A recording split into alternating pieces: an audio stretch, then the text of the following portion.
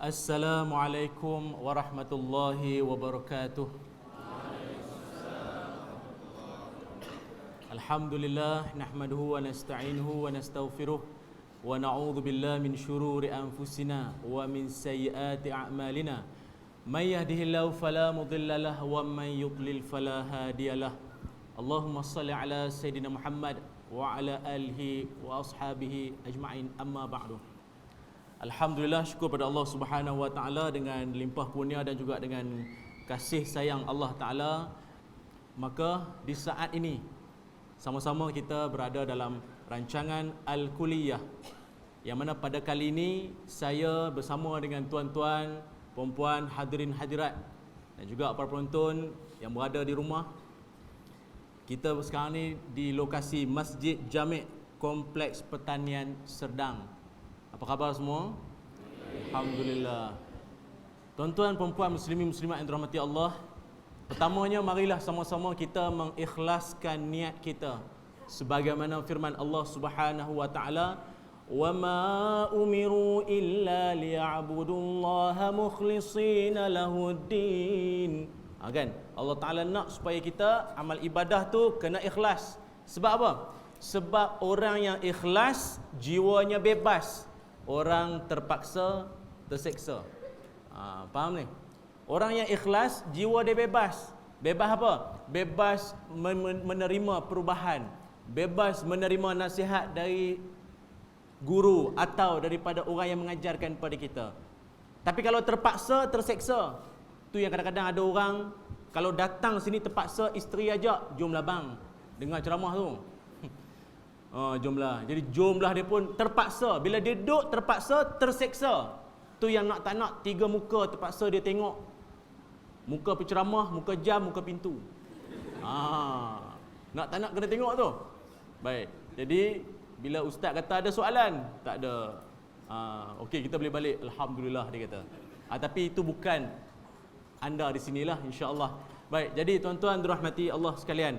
Ya, pada kali ini kita nak bincang tentang satu tajuk penting kita, iaitu berkaitan dengan satu orang sahabat Nabi Muhammad sallallahu alaihi wasallam, sahabat baginda yang dijamin masuk syurga, dan dia ni adalah orang yang ke-8 memeluk Islam, menerusi dakwah yang disampaikan oleh Sayyidina Abu Bakar As-Siddiq, dan dia juga dikenali sebagai saudagar Tuhan, dan dia juga dikenali sebagai jutawan Madinah.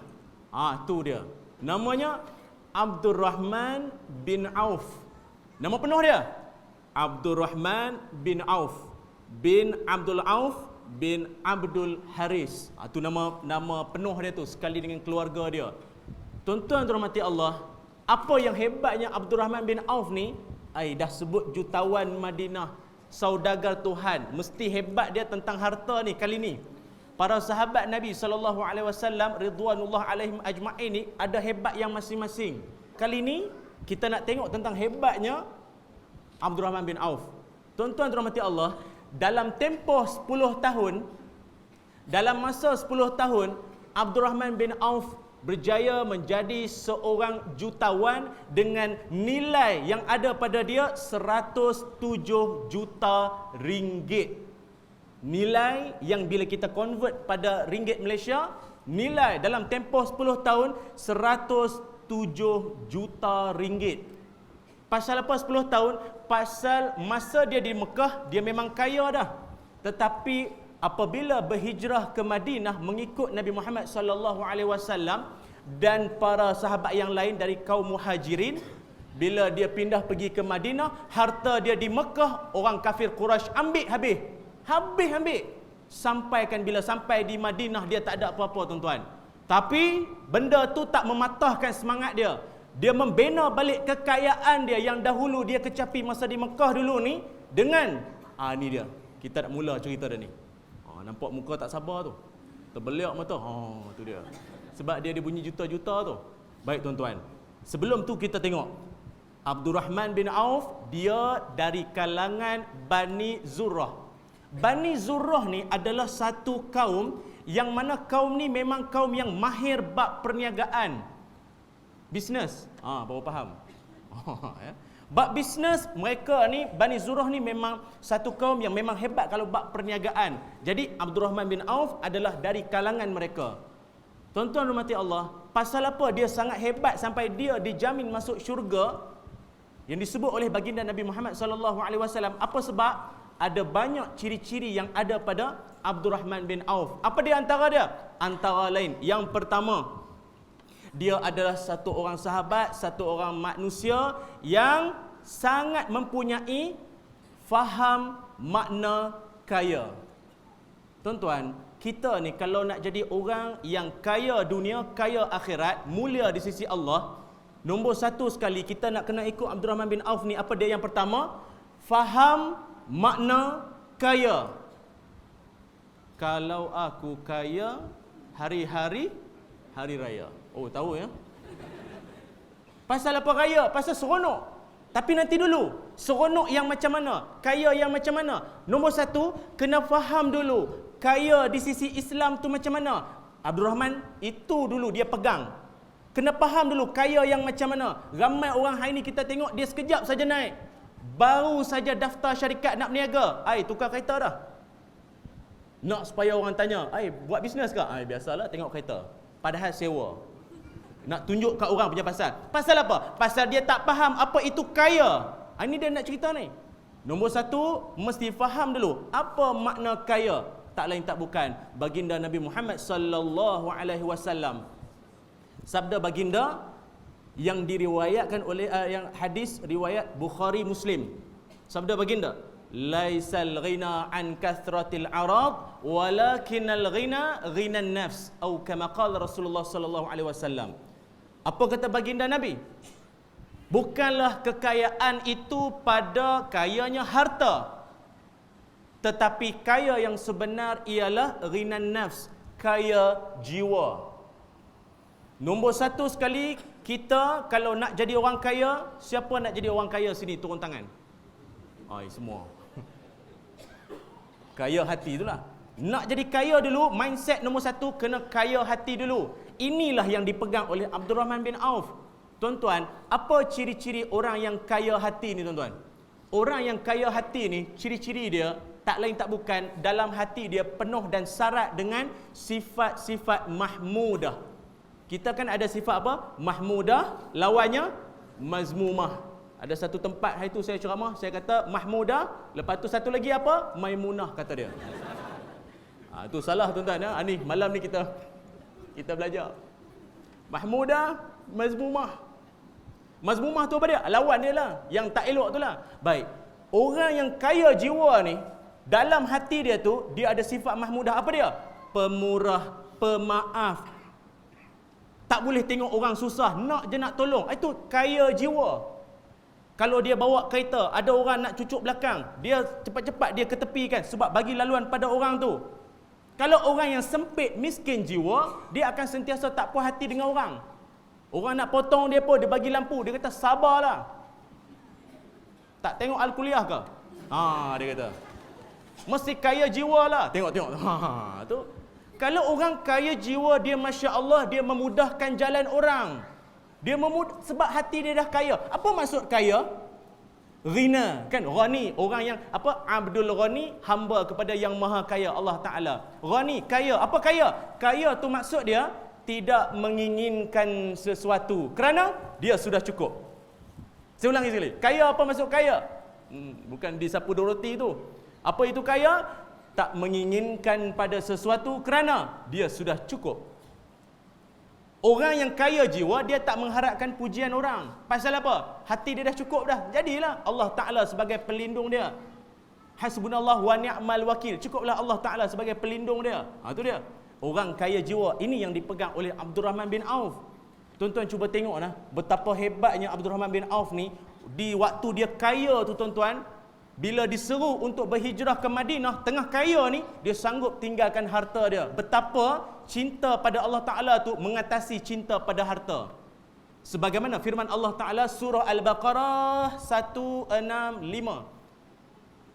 Walladzina amanu ashaddu hubban lillah. Sesungguhnya orang yang beriman itu sangat mencintai Allah. Ciri-ciri orang beriman ialah sangat mencintai Allah macam Abdurrahman bin Auf. Dia sanggup tinggalkan harta tuan-tuan. Kalau kita tinggal telefon sekejap kat rumah, handphone pun risau tu. Jadi apa telefon aku tu? Dia risau dah. Tengah ambil wuduk, jam letak kat tempat ambil wuduk tu. Kelang kabut masuk, oh ya Allah, terlupa jam. Tengah-tengah semayang teringat, mana jam? Pasal dia sayang, dia ada sikit cinta pada dunia tu.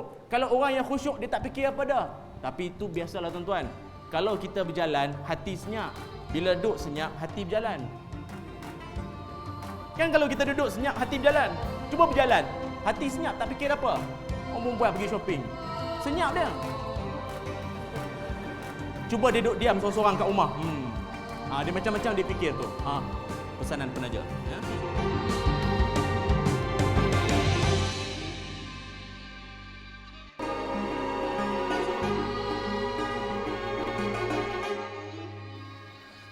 Assalamualaikum warahmatullahi wabarakatuh. Rasulullah sallallahu alaihi wasallam ada bersabda, dirahmati oleh Allah kepada mereka yang melapangkan tempat duduk kepada seseorang. Hadis riwayat Abu Hatim. Sama dengan saya, Azamuddin Zainal dalam segmen Sunnah Sana Sini. Pada kali ini, saya akan menceritakan bagaimana untuk mengaplikasikan sunnah ketika berada di perhentian bas. Ketika kita menunggu bas, kursi yang panjang ini kita boleh duduk bersama ramai orang dan juga mungkin boleh berkenalan dengan orang sebelah. Jangan kerana kita meletakkan barang-barang kita sehingga tidak memberikan ruang orang lain untuk duduk. Barang saya pun ada kat sini. Silakan puan. Mudahkan untuk aplikasikan sunnah Nabi, memberikan ruang orang untuk duduk. Itu juga merupakan sunnah Nabi. Sunnah Sana Sini, berlagi minggu hadapan. Assalamualaikum warahmatullahi wabarakatuh.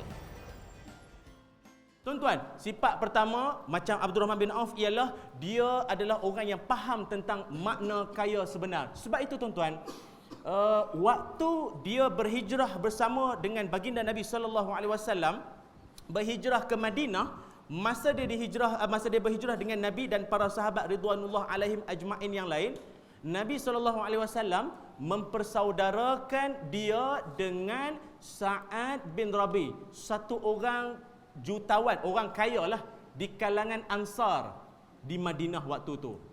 Sa'ad bin Rabi ni satu orang kaya di kalangan orang Ansar. Nabi persaudarakan Abdurrahman bin Auf dengan Sa'ad bin Rabi itulah.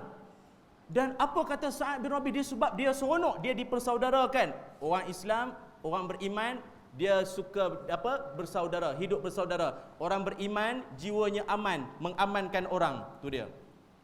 Jadi bila dia dipersaudarakan dengan Abdurrahman bin Auf, dia seronok. Sampai seronoknya dia, Sa'ad bin Rabi ni, dia kata apa? Dia kata, aku ada 2 orang isteri. Tu dia. Siapa 2 isteri sini? Bawa dua-dua. Ada. Kan? Sa'ad bin Rabi kata, aku ada 2 orang isteri dan aku ada harta banyak. Kalau kau mahu, Sa'ad bin Rabi kata pada siapa? Abdurrahman bin Auf. Pasal apa? Kesian. Masa berhijrah, kata orang tak ada apa-apa. Kesian. Jadi dia kata apa? Aku ada 2 orang isteri. Kalau kau nak, aku boleh ceraikan seorang, kamu ambil. Aku ada harta banyak, separuh daripada harta aku bagi. Dia tuan-tuan.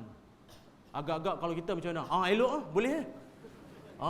Tengah tak ada duit ni, nak pusing modal, boleh juga. Itu kalau kita, tuan-tuan, yang dikatakan sahabat Nabi, bila dikatakan calon, atau kita kata, dia ni dah memang confirm syurga. Orang kalau dia memang ahli syurga ni, dah memang nampak sifat tu masa di bumi lagi dah nampak tuan-tuan. Saya nak sebut senang aja. Ahli syurga ni, nak pula yang dah memang confirm macam Nabi sebut tu, sejak pada dunia lagi dah boleh nampak sifat dia. Dia tak rakus terhadap dunia tuan-tuan. Ada orang kadang kedekut, bakhil. Kedekut, bakhil, beza tuan-tuan ya. Kedekut, harta dia orang tak boleh sentuh. Sebab itu harta dia. Dia bolehlah sentuh pasal harta dia. Bakhil, harta dia jangan siapa sentuh. Sebab harta dia pun dia tak sentuh. Macam Haji Bakhil. Tu lagi teruk tu. Nampak tuan? Tapi Abdul Rahman bin Auf, Masya Allah tuan-tuan, tengok nah. Saya cerita ni sebab saya pun nak teladani, kita pun sama-sama buat. Kaya jiwa macam Abdul Rahman bin Auf. Dia kata apa? Dia kata apa? Semoga keberkatan Allah Ta'ala kepada kamu atas niatmu yang baik tu. Ni mafhum apa dia kata lah. Panjang disebut tu. Tapi mafhum dia. Keberkatan Allah pada kamu dan seluruh ahli keluargamu. Cuma satu saja aku nak. Maknanya yang tadi 2 tawaran tu dia nak tak? Nahi. Tak payah dia kata. Apa aku nak? Satu saja. Apa dia? Tolong tunjukkan aku jalan pergi ke pasar Madinah. Tuan-tuan, bagi tawaran isteri, bagi tawaran harta, apa mau? Yang dia pilih, dia kata boleh tak tunjuk jalan pergi ke pasar Madinah? Tak ada dalam senarai tu. Senarai tawaran tak ada. Ya Allah tuan-tuan, orang beriman dia boleh nampak sesuatu yang orang lain tak nampak tuan-tuan. Tu dia. Yang kata jiwa businessman tu dia. Pada dia tu semua tak penting. Dia berusaha dengan apa, dengan usaha yang ada pada diri dia tu.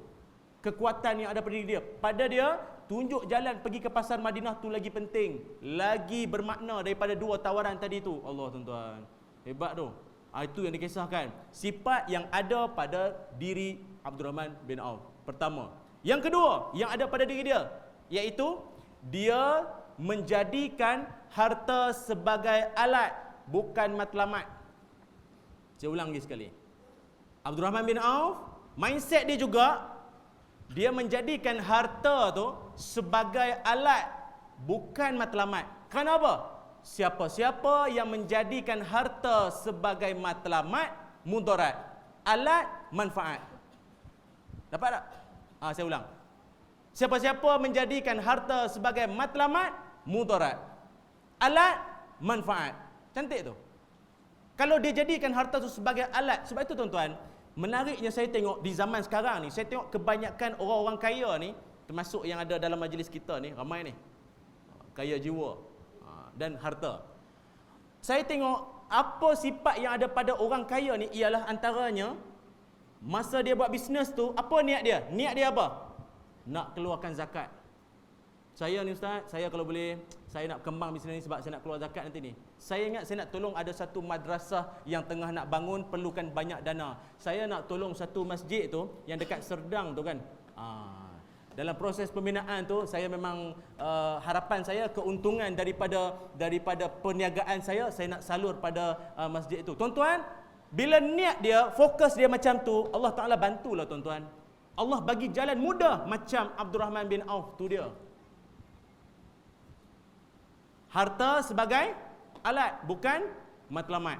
Itu dia. Sebab Allah Ta'ala berfirman dalam Al-Quran, surah Al-Ankabut ayat 41. Apa kata Allah?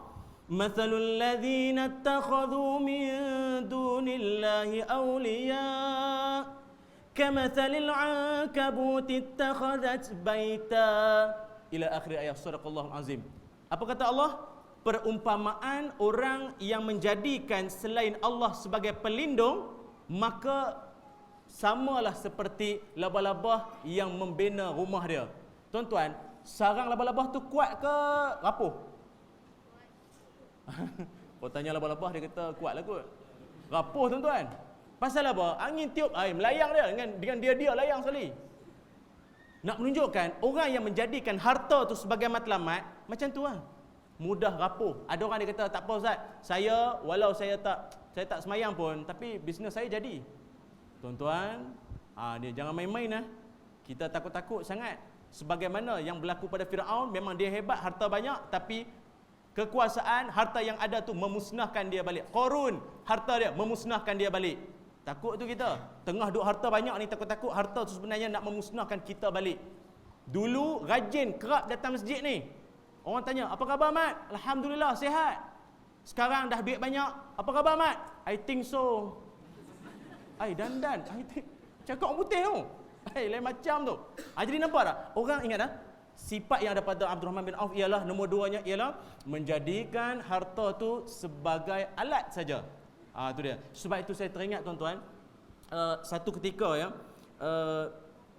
Abdul Rahman bin Auf juga, dia satu ketika dia menderma memberikan 500 ekor kuda perang Untuk apa? Untuk perang Tabuk. Dalam perang Tabuk, dia telah memberikan 500 ekor kuda perang. Tuan-tuan tahu tak 500 ekor kuda perang tu nilai dia kalau tukar duit Malaysia jadi berapa? Jumlah dia ialah 14.28 juta ringgit.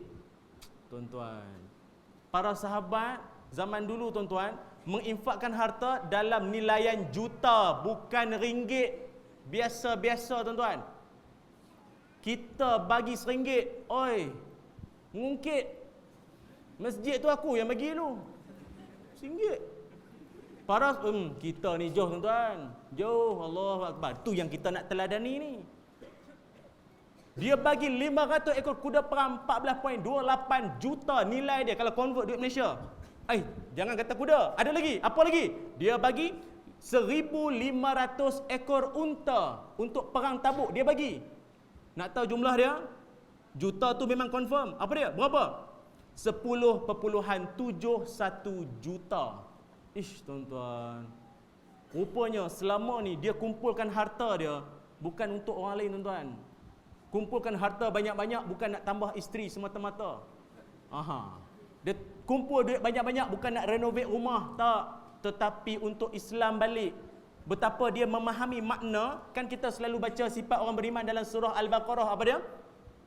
Alladzina yu'minuna bil ghaibi wa yuqimuna as-salata wa mimma razaqnahum yunfiqun. Nampak? Apa kata Allah sifat orang beriman di hujung tadi apa? Iaitu dia menginfakkan sebahagian daripada harta dia ke jalan Allah Ta'ala. Itu sifat orang beriman tuan-tuan. Allah kata apa? Menginfakkan sebahagian harta dia ke jalan Allah. Allah sebut mimma, sebahagian. Kita ni tuan-tuan, cuba tengok macam Saidina Abu Bakar As-Siddiq. Seluruh harta dia infak untuk Islam. Saidina Umar 3/4 harta dia untuk Islam. Abdul Rahman bin Auf yang saya sebut tadi, punya banyak tadi. Allah Ta'ala sebut, sebahagian hartamu bagi pada Islam. Setelah selesai tanggungjawab pada anak, isteri, keluarga, kita punya tanggungjawab tu dah selesai, baru pada Islam tu. Itu kena ingat. Kita ni jangan kata seluruh harta dalam akaun, seluruh duit dalam dompet kita pun belum tentu boleh bagi kat orang tu. Datang budak tu minta derma. Cik, kami daripada madrasah, sekian-sekian lah dia sebut. Nak minta ni kita pun, tengah makan pula. Betul kan madrasah mana ni? Ada sijil. Tengok. RM1. Budak tu lah. Lama aku tunggu. RM1 dia dapat. Kan? Berdegar-degar ceramah dengar tentang Abdul Rahman bin Auf. RM1 je. Allah. Alah ustaz, RM1 tapi ikhlas. Okey. Dia kata balik kat kita. Tak apalah. Yang penting mendidik hati untuk rasa ringan nak memberi. Tu dia orang yang kaya jiwa. Tu dia tuan-tuan. Sebab itu dia hebat sangat di sisi Nabi Muhammad SAW. Kerana apa? Kerana sifat yang ketiga dia. Apa dia?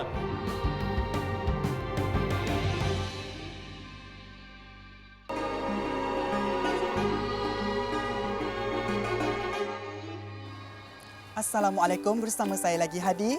Dan saya Amar dalam segmen Bahasa Arab dalam 60 saat. Seperti minggu-minggu sebelum ini, kami berdua akan berkongsikan kepada anda semua satu lagi perkataan bahasa Arab yang baru. Yang mana perkataan ini juga kita gunakan dalam ibadah solat seharian kita. Perkataan baru untuk minggu ini ialah Azuma, huruf Ain, Zod dan juga Mim. Azuma ini sebenarnya maksudnya ialah besar ataupun agung.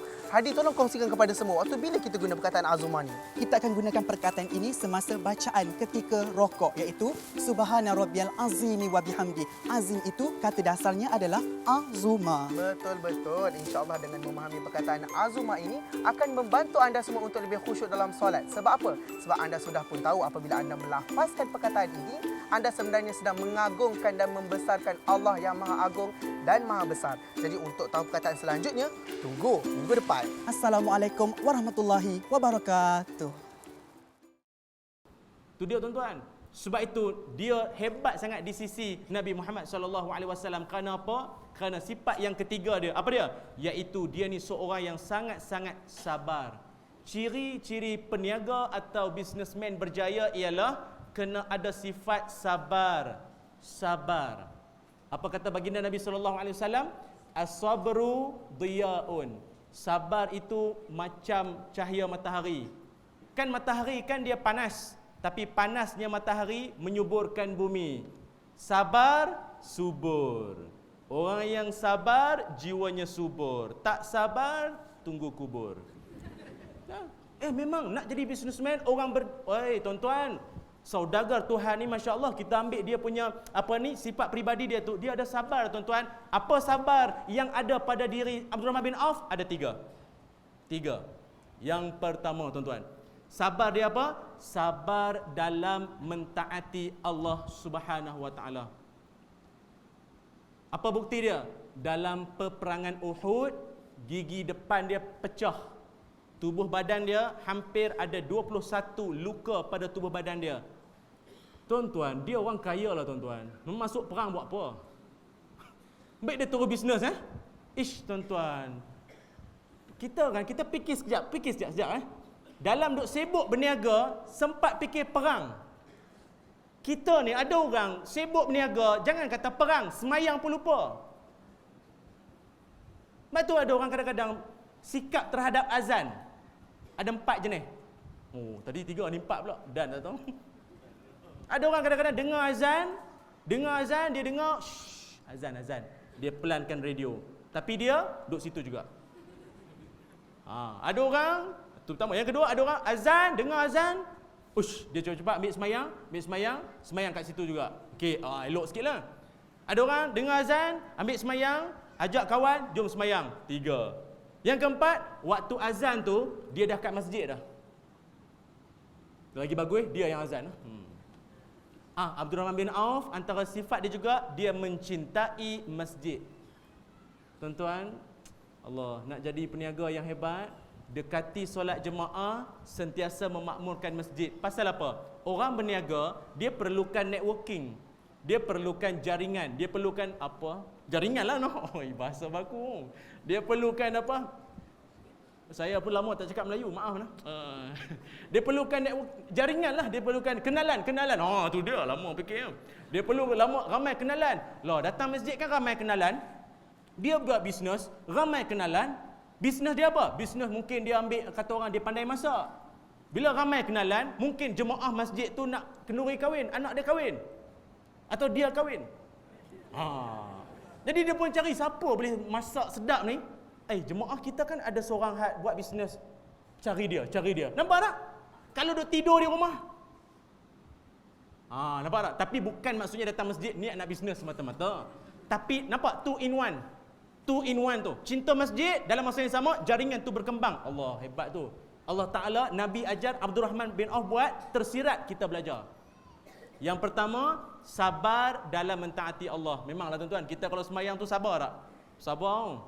Imam pula, baca panjang. Aduh, kalau aku tahu, aku semayang masjid sebelah tu. Lama sungguh. Kan? Sabar ni, dengar ceramah dia pun sabar ni. Tengok je, ustaz ni lagi 10 minit tak habis, aku keluar dulu. Kan? Itu dah, sabar sama. Sabar yang kedua, iaitu disebutkan sabar menghadapi musibah. Tuan-tuan, dalam menjadi orang kaya, dalam kita berbisnes, berniaga ni, Abdurrahman bin Auf juga ditimpa dengan musibah. Memang apabila kafir Quraisy ambil semua harta dia, rampas bila dia nak berhijrah ke Madinah, habis harta dia ambil. Tapi adakah tu melemah semangat dia? Tak. Semangat dia bina balik ialah dengan tunjukkan jalan pergi ke pasar Madinah. Sampai para peniaga waktu di Madinah tuan-tuan, sebelum Abdurrahman bin Auf, sebelum baginda Nabi SAW berhijrah, pasar di kawasan Madinah tu dikawal atau dikuasai oleh peniaga-peniaga Yahudi. Orang Yahudi berniaga menipu, khianat.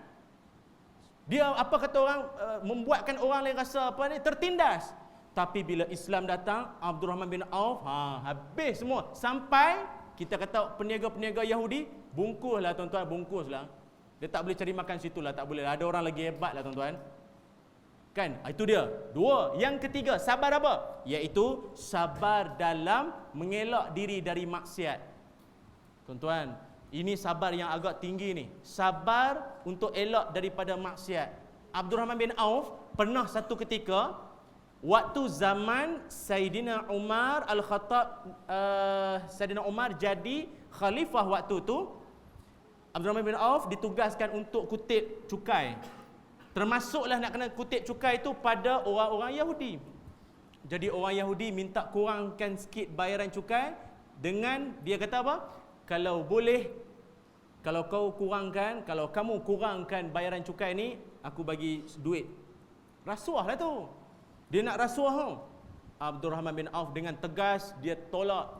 Dia marah balik kepada orang Yahudi tu. Tak terima tuan-tuan. Ini dia. Inilah ujian paling berat apabila maksiat depan mata kita tuan-tuan Allah. Kadang kalau nampak maksiat tu ada orang astaghfirullahalazim. Tu.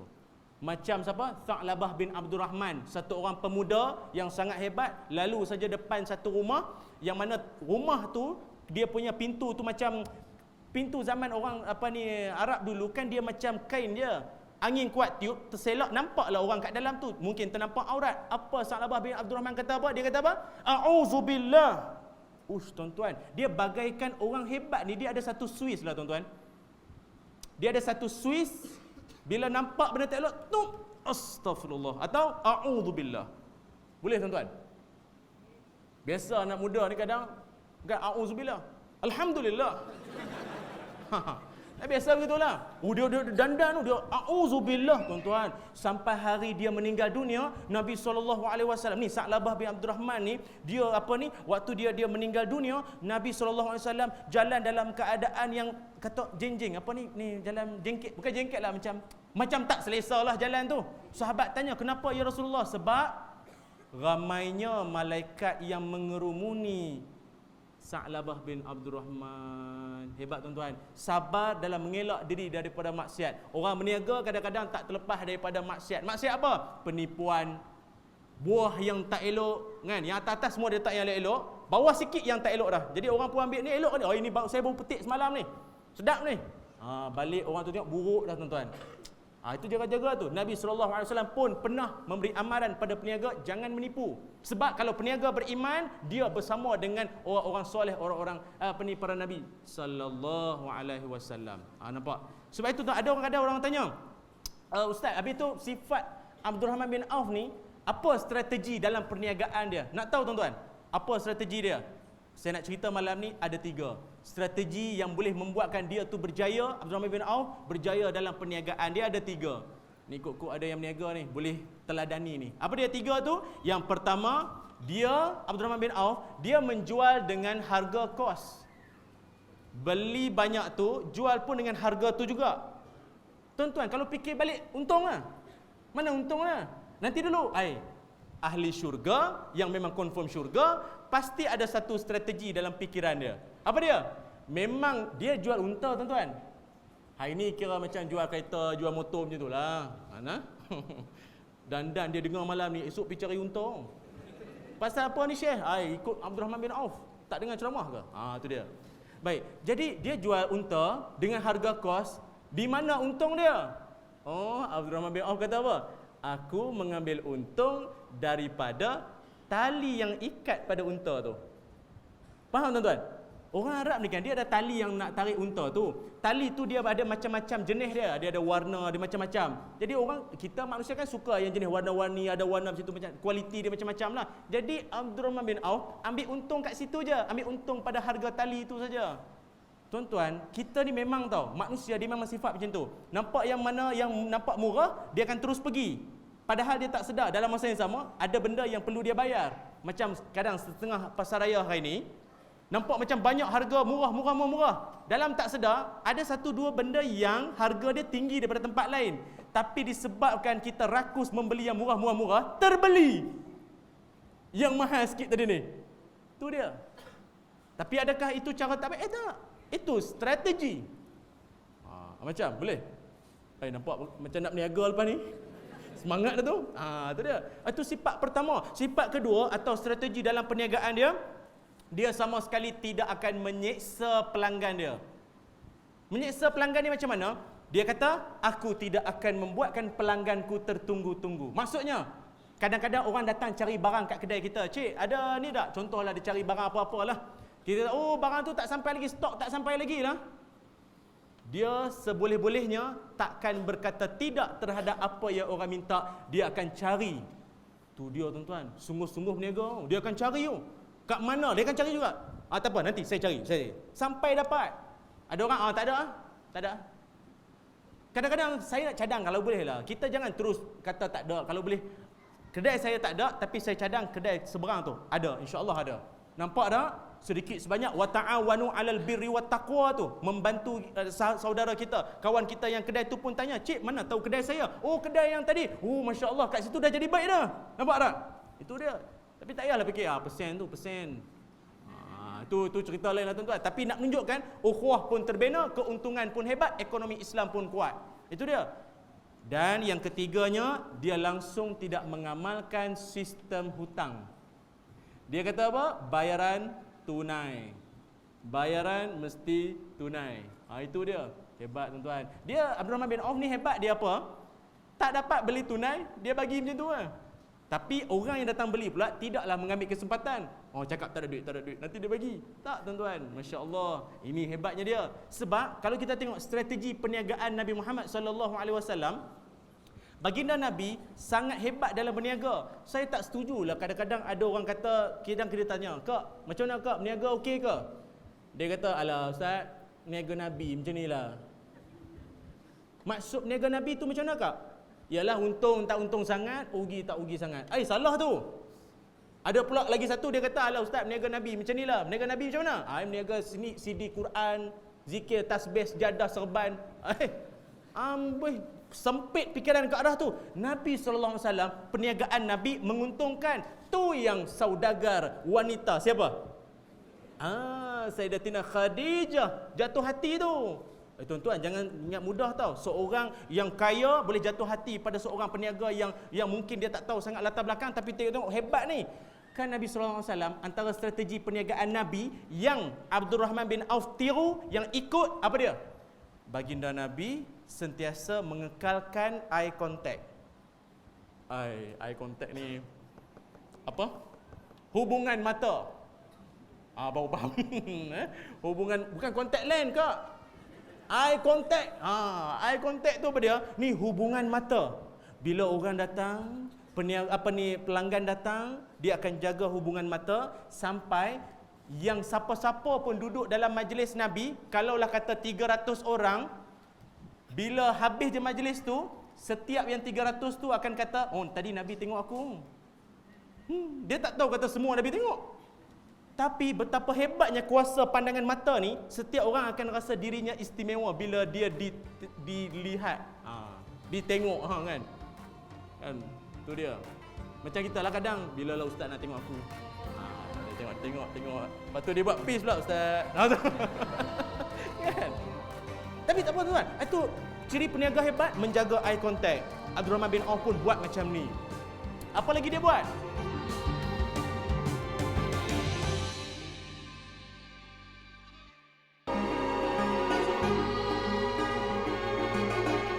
Apa lagi dia buat?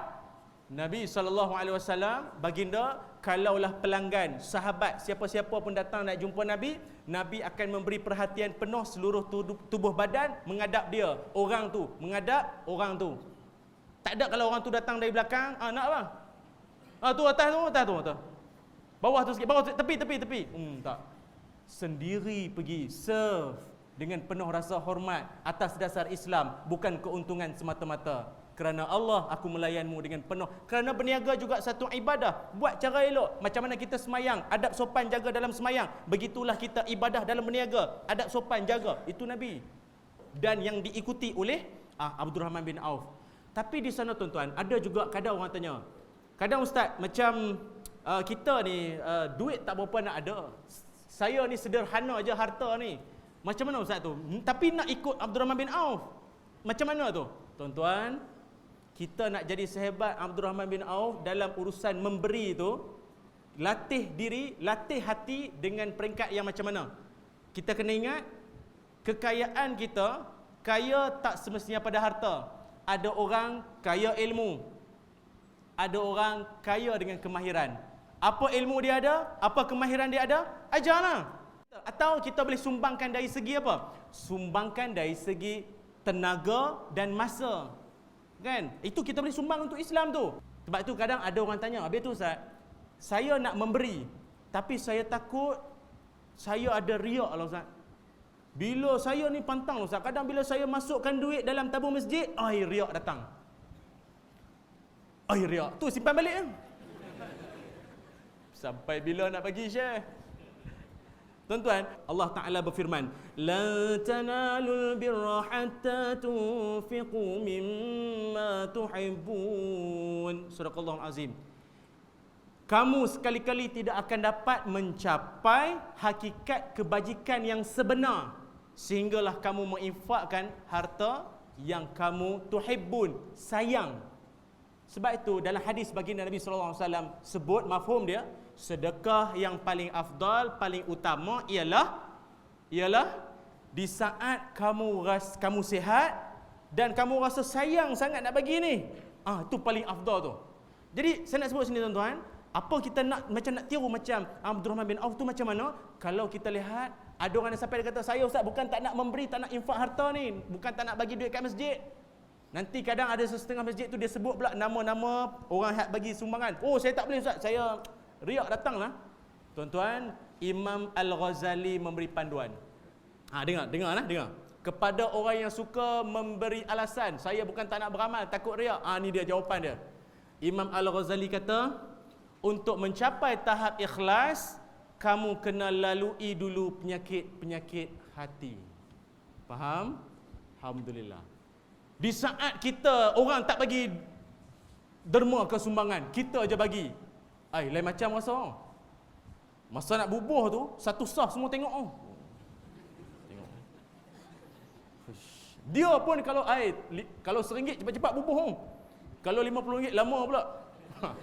Tu macam-macam perangai tuan-tuan. Tapi saya nak sebut sini, Imam Ghazali kata apa? Bila nak memberi atau kita nak buat kebaikan, ada penyakit dalam hati, teruskan. Ikhlas tu akan datang tuan-tuan. Maknanya bagi dulu. Nak tunggu ikhlas jenuh. Dalam poket ada RM50 20 sen. Mana mau bagi?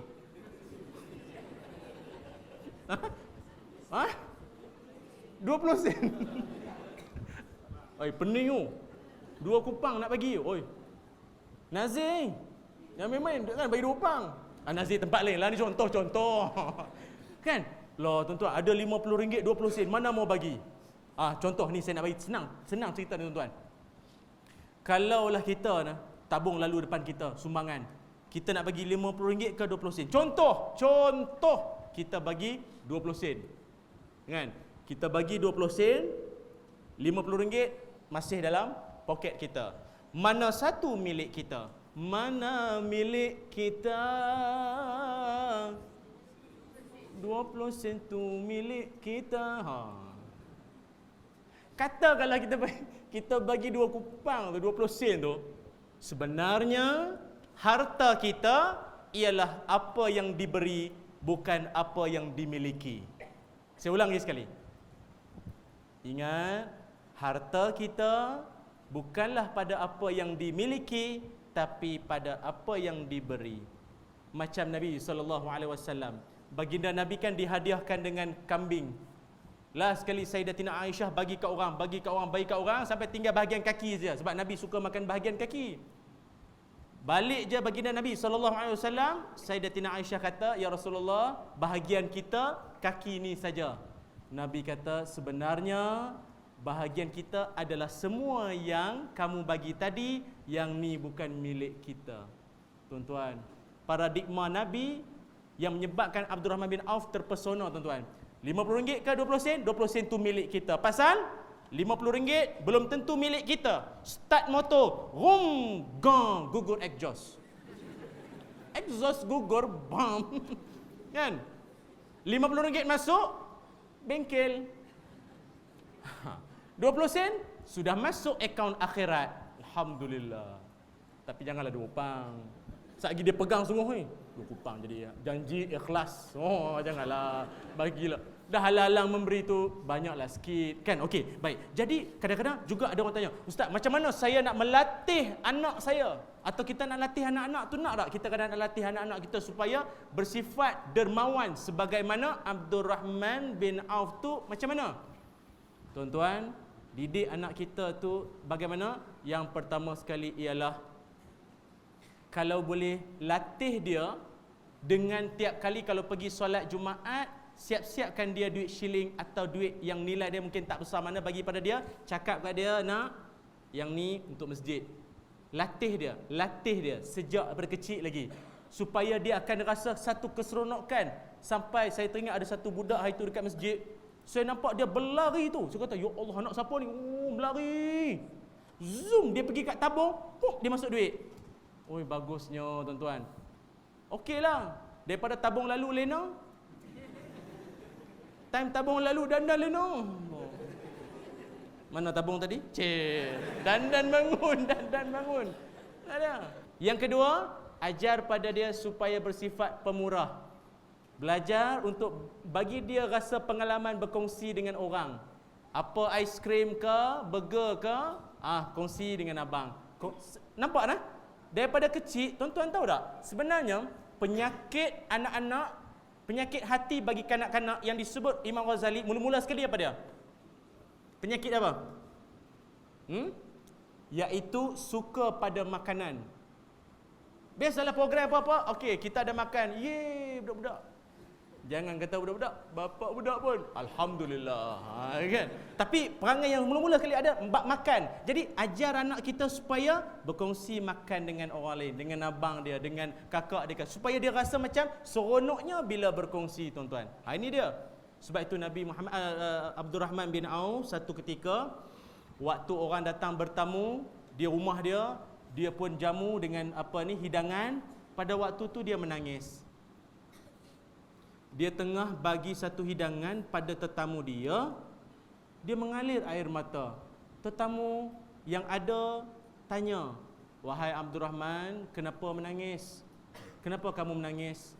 Dia kata, "Sesungguhnya Nabi SAW sentiasa berlapar."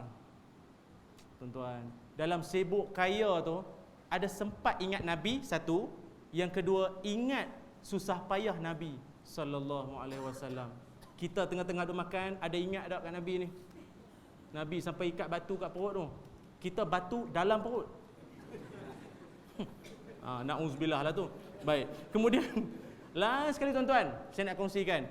Agaknya lah bagaimana kita, kadang-kadang orang nak tahu, "Ustaz, macam mana saya nak tahu harta saya atau kekayaan yang milik saya selama ini itu mendapat keberkatan dan redha dari Allah Subhanahu wa taala?"